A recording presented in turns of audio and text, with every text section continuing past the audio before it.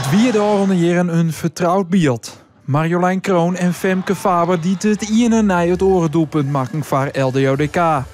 Maar beide vooral je binnen ophouden. Marije Visser is een van haar opvolgers. Zij kwam oer van Mid-Friesland.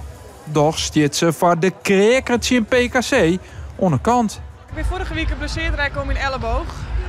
Dus helaas ben ik het nou vanuit de kant. Ik heb nu een squork in het bandje aan de binnenkant van mijn elleboog. Ik heb er nu een brace omheen die wat beweging beperkt. Om te voorkomen dat hij misschien verder uitscoort.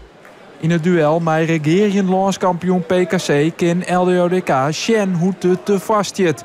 Zonder Kroon en Faber. We hebben best een jong team, maar Lou is de oudste nou.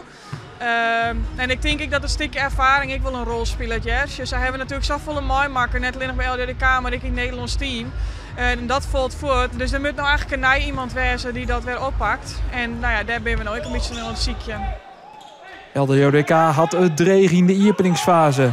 PKC neemt de leiding en LDODK-coach Jan Niebeek zocht dat zijn ploeg eens alleen nog maar efter volgje kin. Met dank aan een uitblinkende Harjan Visser bleven de gediksters wel bij. De vrouwen kan het verschil nog net meidje. Nou, je ziet gewoon dat wij aan de vrouwenkant heel jong zijn. Hè? Dus Malou Kuiper is de oudste met 25 en de rest is allemaal onder in de 20. Dus je weet gewoon dat die tijd nodig hebben om te groeien op Korfbal League niveau. Helaas de eerste helte is Femke Faber de eerste vrouw die tussenwedstrijd scoort voor LDODK. Femke Faber, die wie toch ophouden? Hoe kan het dat je hem dezelfde naam had? Ja, dat weten wij net. Nee, ik heb familie gewoon puur toeval. Deze Femke Faber komt van wie een woord en is een jong talent. Ze speelt in PKC een goede wedstrijd, zocht ik haar coach. Ja, dat vind ik fantastisch dat ze dan vandaag dit laat zien tegen een international. Dan zie je als zij dus mentaal goed zit, dan gaan we ook aan Femke Faber nog hele mooie dingen beleven. Ja, qua kwaliteit hebben we natuurlijk wel volle inleveren.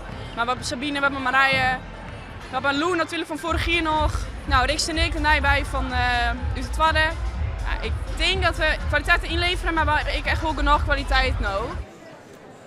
Maar no al de karreloeken is te volle vregen voor deze 21-jarige Faber. Want je vervangen net samen de kwaliteit en de ondervinding van Kroon en Faber. De jongen die dat in de toekomst wel kunnen zoeken in de eigen van de coach, is de vrouw die het blessure aan de zijkant zit. Marije is echt een vrouw die in alle functies uit de voeten kan, die makkelijk scoort, altijd dreigend is, in de rebound uit de voeten kan. Verdedigend kan ze nog wat stapjes maken, maar ik denk, ja, dat is echt wat mij betreft de dame voor de toekomst. Die moet je in de gaten houden. In de tweede helft liet LDODK Sjen dat het ek zonder haar mij komen kind bij de top van Nederland. De ploeg van Niebeek komt via Malou Kuiper op Liekense Hichten. Daarna zwaar je diezelfde Kuiper en Sabine Verhoef de mijvaart dat LDODK de wedstrijd naar hem taal loopt. Conclusie. Echte uitblinkers binnen de net.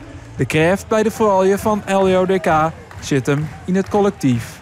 Marije die maakte de vorige keer 6, denk ik. Dat is heel knap. Nou is Sabine die opstiert. Ik maak in het begin. Daarna Malou die pakt het heel knap op. Dus ik denk eigenlijk dat we het alle wel kennen.